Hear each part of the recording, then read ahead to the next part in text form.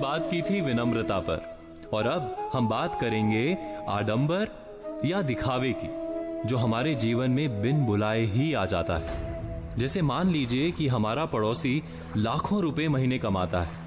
वो अक्सर नए नए ढंग के फोन और महंगी गाड़ियां लेकर आता है।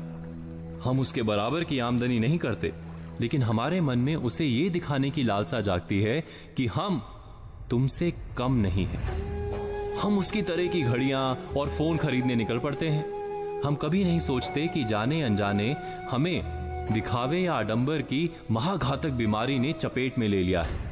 क्या आपने कभी इस दिखावे के बारे में सोचा है? ये दिखावा और कुछ नहीं, एक मानसिक बीमारी है। हमने अक्सर समझदार लोगों को इसके फंदे में पड़ते पाया है। ये और कुछ नहीं करती, बस इतना ही करती है कि आपसे विवेचना और समझ की शक्ति छीन लेती है और एक ऐसी अंधी दौड़ में कूद जाने के लिए तैयार कर देती है जिसका कोई सार्थक अंत नहीं दिखता। मैं एक उदाहरण देता हूं।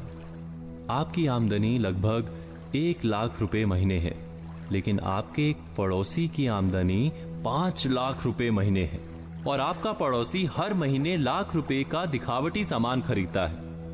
हर हफ्ते महंगे होटलों में खाना खाता है। आप बिना विचार किए देखा देखी या आडंबर के जाल में आकर अपने पड़ोसी की राह चल निकलते हैं। उनकी नकल में आप यहीं नहीं रुकते, बल्कि साधारण तरीके से रेल की यात्रा ना करके हवाई यात्रा करने लगते हैं।